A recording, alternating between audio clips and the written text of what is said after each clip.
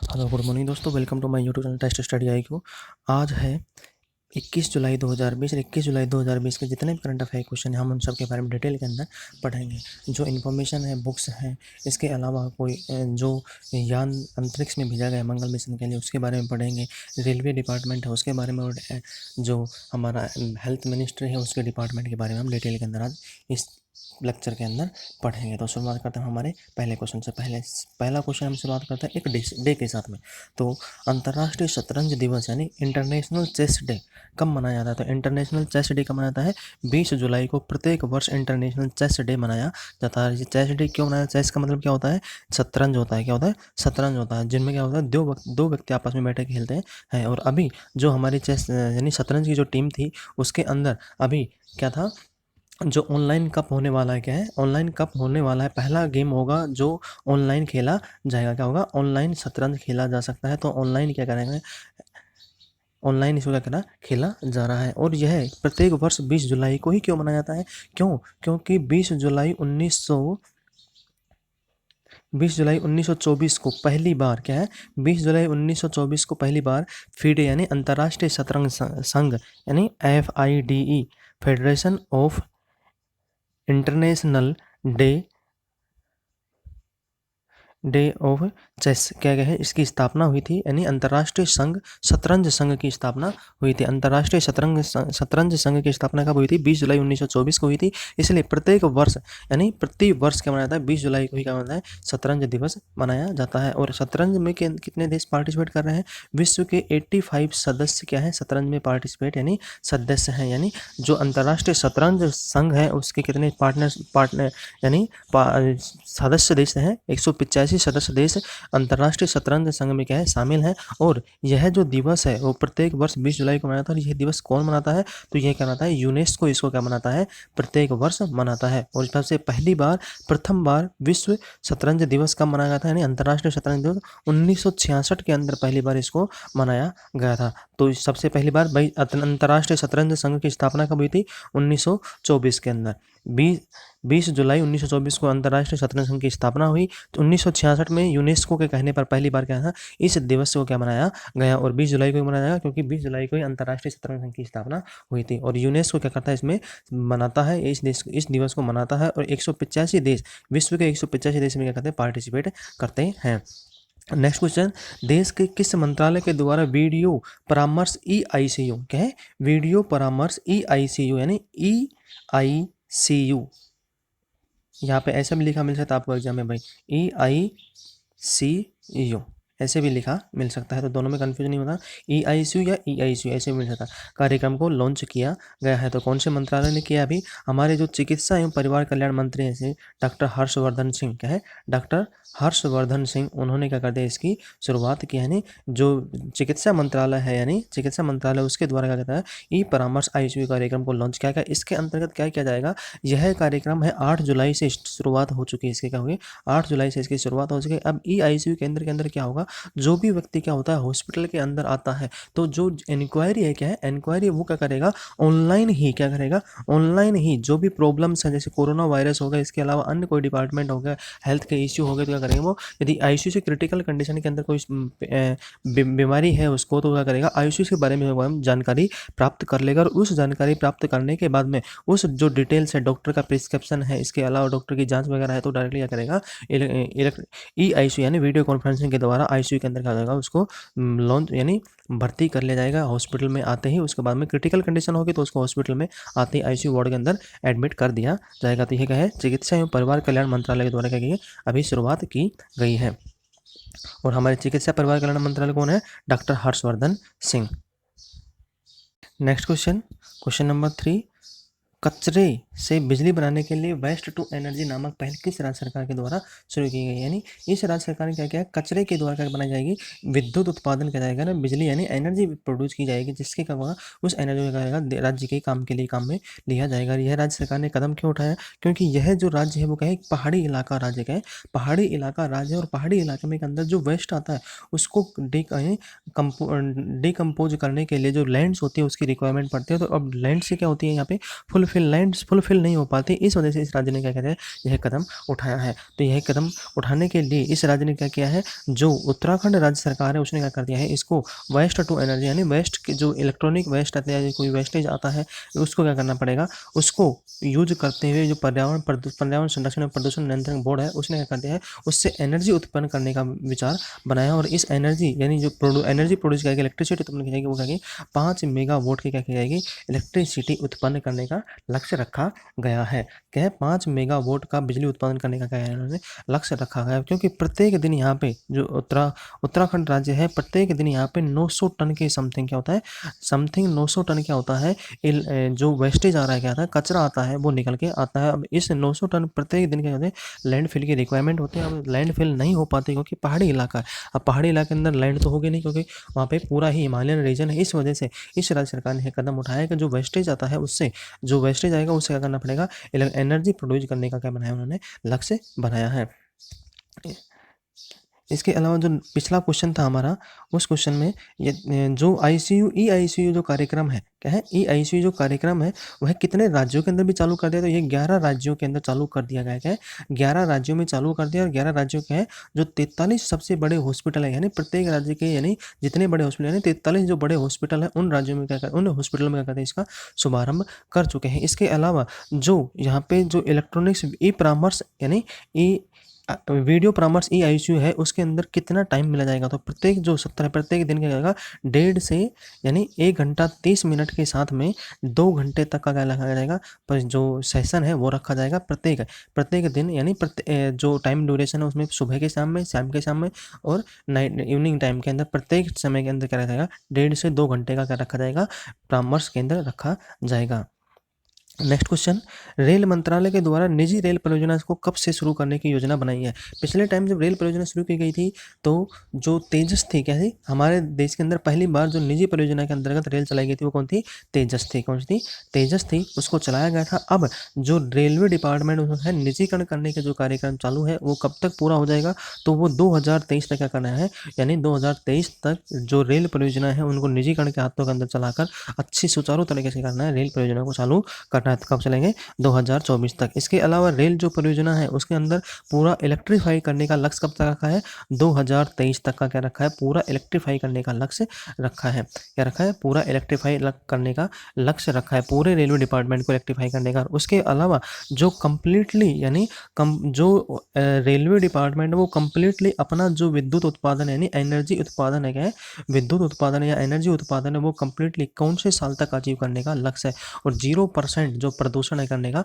लक्ष्य है, तो वो क्या है, 2030 तक कंप्लीटली 0 प्रदूषण क्या रखेगा, लक्ष्य रखा गया है रेलवे डिपार्टमेंट के द्वारा। और इसके अलावा जो पहली बार यानी 2023 तो क्या करना है, जो रेल मंत्रालय विद्युत परियोजना यानी जो रेल परियोजना निजीकरण का स्टार्टिंग कर देगा 2024 तक, और दिसंबर 2023 तक ऐसा हो जाएगा, कंप्लीट काम हो जाएगा। क्या हो जाएगा, दिसंबर 2023 तक, मार्च 2023 तक कंप्लीट हो जाएगा। और मार्च 2021 में क्या जाएगा, इसको जो अंतिम रूप है वो दे दिया जाएगा।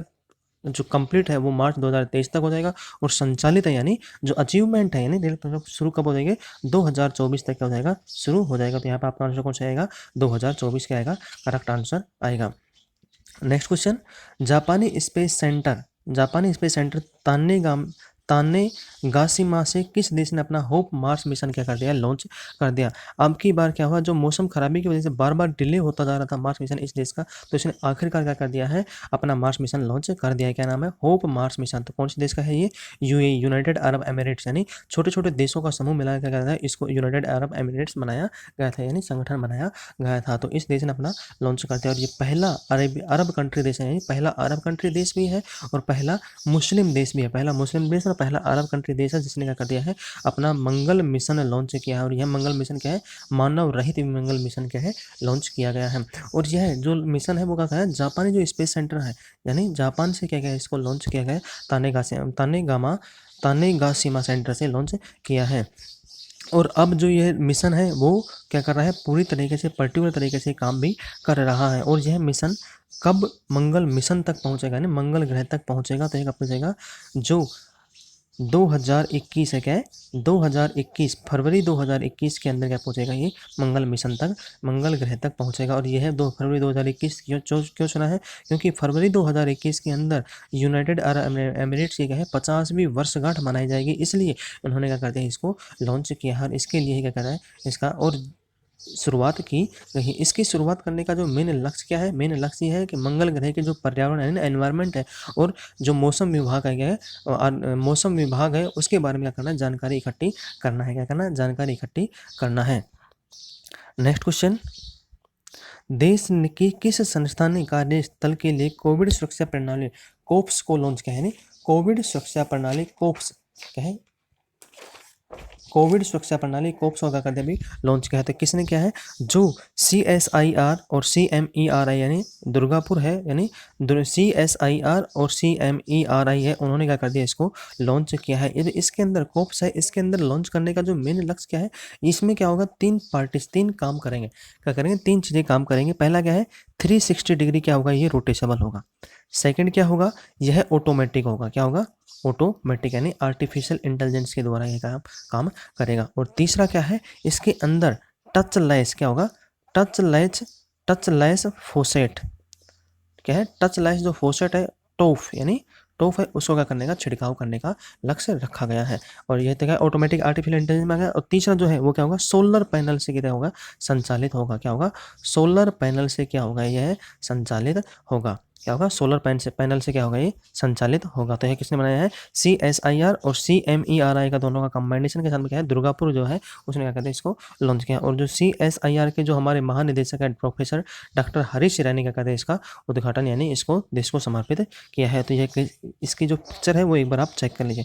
देखो भाई, इसमें क्या है, ये ऊपर क्या हो गया, सोलर रूफटॉप हो गया, यानी सोलर के द्वारा क्या होगा, इलेक्ट्रिसिटी मिलेगी। इसके अलावा क्या होगा, इसमें आर्टिफिशियल इंटेलिजेंस लगा होगा। इसके अलावा इसको कहाँ पे लगाया जा सकता है, आर्टिफिशियल सेंसर लगा होगा। और जो ये छिड़काव करेगा वो क्या करेगा, जो क्या है 360 डिग्री यानी पूरा जो 360 डिग्री कहीं पे भी रूम के अंदर क्या करेगा, कहीं पे भी जाकर क्या करेगा, इसको छिड़का जा सकता है। अब इसमें के अंदर जो टचलेस फोसेट है, इसमें क्या होगा, ये क्या होगा, छिड़काव किया जाएगा, क्या होगा, कमरे के अंदर जो रूम के अंदर है, जैसे वॉश बेसिन हो गया, उसके अंदर क्या होगा, ये ऊपर एक परत बना देगा, जिससे क्या होगा, जो कोरोना वायरस के जो कीटाणु उन्होंने क्या करेगा, मारने में हेल्प होती है। इसके अलावा जो आर्टिफिशियल है इसको टच नहीं करना पड़ेगा, ये सेंसर के अनुसार काम करेगा। और 360 डिग्री प्रत्येक कोने के अंदर क्या इसको जा सकता है, इसको लॉन्च किया है। हेल्थ डिपार्टमेंट ने इसको क्या कर दिया, शुरुआत भी कर दी है। नेक्स्ट क्वेश्चन, फीफा ने 2022 का फुटबॉल विश्व कप किस देश में आयोजित करने की जिम्मेदारी सौंपी है। तो फीफा ने 2022 का जो फुटबॉल विश्व कप था वो किसने दी है, कतर को, क्या है, कतर को सौंपी गई है। तो आप विशेष कर ध्यान दें, जो अरब कंट्री से जो संबंधित पहली बार जो न्यूज़ आ रही है, यानी मैक्सिमम अरब कंट्री में क्या हो रहा है, पहली बार जो प्रोग्राम हो रहे हैं वो इंपॉर्टेंट है। और ये पहली बार हो रहा है जब किसी अरब देश में, किसी मुस्लिम देश के अंदर क्या हो रहा है, इस फुटबॉल विश्व कप का आयोजन किया जा रहा है। तो 2022 में क्या होगा, कतर में पहली बार फुटबॉल विश्व कप का क्या होगा, आयोजन किया जा रहा है। ये किसने दिया, फीफा ने क्या कर दिया, इसकी घोषणा कर दी है, क्या है, फीफा ने घोषणा कर दिया। इसके अलावा जो फीफा ने इसकी जो मैच की जो लिस्ट है, क्या मैचों की जो लिस्ट है वो भी क्या कर दी है, जारी कर दी कि भाई मैच कहाँ कहाँ पे होंगे। साथ में जो इसके अंदर जो ये अंतिम बार होगा जब इसमें क्या होंगी, 32 टीमें भाग लेंगी। इसके बाद में अंतिम बार है जब टीमें क्या लेंगी, 2022 विश्व कप के बाद में विश्व कप में 32 टीमें भाग लेंगी। इसके बाद में 2022 के बाद जब भी विश्व कप होगा 2026 के अंदर, तो वहाँ पे कितने टीमें भाग लेंगी, वहाँ पे 48 टीमें क्या लेंगी, पार्टिसिपेट करेंगी। कितनी टीमें पार्टिसिपेट करेंगे, 48 जो टीम है वो पार्टिसिपेट करेंगे। क्योंकि फीफा ने क्या कर दिया है, अभी जो टीम्स हैं उनको क्या करना, बढ़ाने का क्या कर दिया, प्रोग्राम चालू कर दिया है। नेक्स्ट क्वेश्चन, हाल ही में किस बैंक के द्वारा मास्क और सैनिटाइजर वितरण अभियान का कर दिया, शुरुआत की गई है। तो कौन सा बैंक है देश का, यह है पंजाब नेशनल बैंक, क्या पंजाब पीएनबी बैंक ने क्या कर दिया, इसका उद्घाटन कर दिया है। यानी देश में लोगों को क्या कर दिया, मास्क और सैनिटाइजर वितरण करने का क्या अभी अभियान शुरू किया गया है। और यह लॉन्च किसने किया है, डॉक्टर हर्षवर्धन सिंह ने क्या कर दिया, इसकी उद्घाटन किया है। डॉक्टर हर्षवर्धन सिंह जो हमारे चिकित्सा मंत्री हैं, उन्होंने इसका उद्घाटन किया है। और पीएनबी के जो महाप्रबंधक निदेशक है वो क्या है, SS मल्लिकार्जुन। कौन है, SS मल्लिकार्जुन क्या है, महाप्रबंधक पीएनबी के हैं। और ये किस हिसाब से क्या है, अभी जो इनकी फोटो है जो शुरुआत की गई थी वो यहाँ पे है, ये डॉक्टर हर्षवर्धन सिंह है। और ये कौन है, जो जो SS मल्लिकार्जुन जी वो है, ये नहीं भाई, ये है SS मल्लिकार्जुन जी, ठीक है। नेक्स्ट क्वेश्चन, भारतीय उद्योग मंडल फिक्की की रिपोर्ट के अनुसार देश में कोरोना संक्रमण के कारण कितने प्रतिशत नौकरियां घटने के आसार है। अभी जो फिक्की ने क्या किया, रिपोर्ट जारी की है, उसमें क्या कहा गया है कि भारत के अंदर अंदर जो कोरोना वायरस चल रहा है उसकी वजह से कितनी परसेंट नौकरियां हैं जाने के चांसेज है। तो कितनी परसेंटेज नौकरियां जाने के चांसेस है, 20% नौकरियां जाने के हैं, 100% चांस है। और जो रिपोर्ट जारी की गई है वो किसने जारी की है, वो फिक्की ने जारी की है।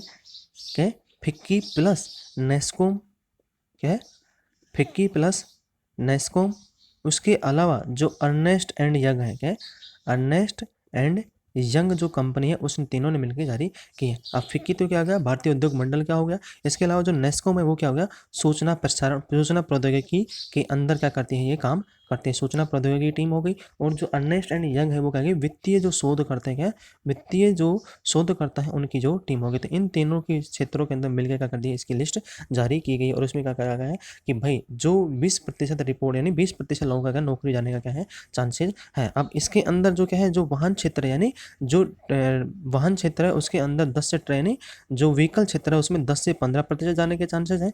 और जो कपड़ा जो क्षेत्र है, क्या है, जो कपड़ा क्षेत्र है उसमें 15 से 20% नौकरी जाने के क्या है चांसेस हैं।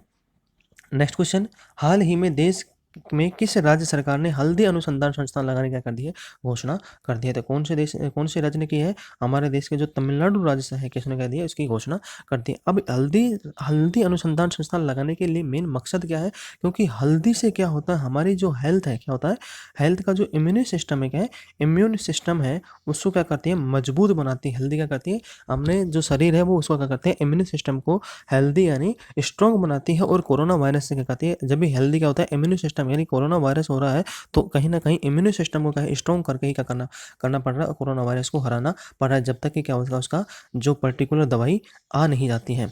नेक्स्ट क्वेश्चन, वर्ष 2022 तक प्राकृतिक तरीके से खेती करने वाला देश का पहला राज्य कौन बनेगा, कौन सा बनेगा। तो कौन सा राज्य है देश का पहला राज्य जो प्राकृतिक खेती करने वाला राज्य बन जाएगा, तो देश का पहला राज्य बन जाएगा हिमाचल प्रदेश।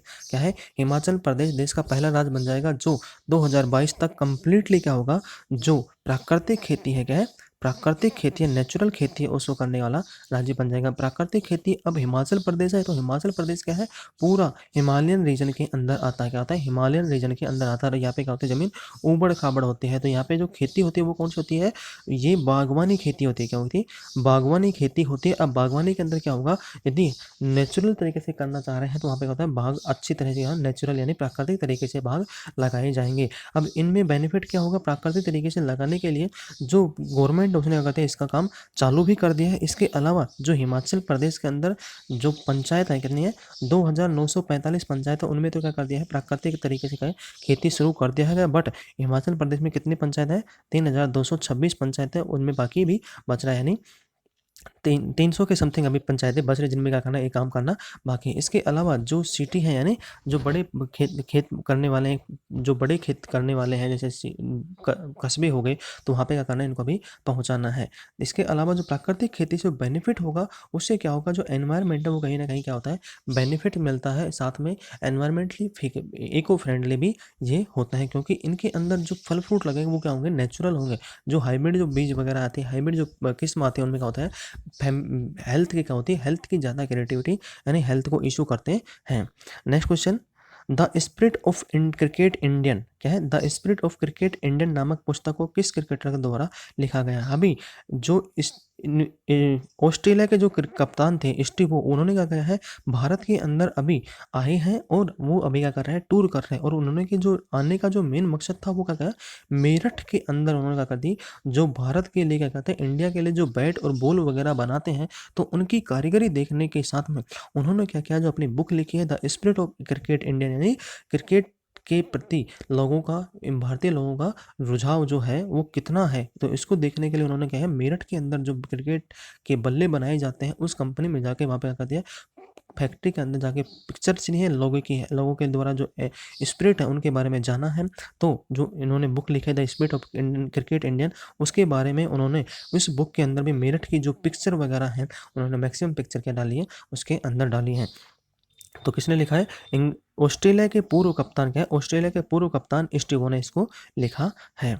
नेक्स्ट क्वेश्चन, भारत और किस देश ने साथ मिलकर साइबर हमलों से निपटने के लिए समझौते पर हस्ताक्षर किए? अभी देखा है आपने कि ट्विटर के ऊपर भी क्या हो रहा है, मैक्सिमम जो बड़े बड़े लोग हैं उनके क्या हो गए, ट्विटर अकाउंट क्या हो गए, हैक हो गए। इसके अलावा यूट्यूब है, उसके ऊपर भी जो बड़े बड़े क्रिएटर हैं कहीं ना कहीं उनका क्या हो रहा है, अकाउंट से हैक हो रहे हैं और उनका क्या हो रहा है, रुपए की क्या होते हैं, डिमांड की जा रही है, यानी फिरौती मांगी जा रही है। तो यह किस किस किस किस देश के साथ में क्या है, इंडिया ने, यह इजराइल जो देश है उसके साथ में इंडिया ने क्या कर दी, इसकी घोषणा की है। तो इंडिया के जो राजदूत हैं क्या है, इंडिया के जो राजदूत हैं संजीव सिंगला जी के हैं, संजीव सिंगला जी।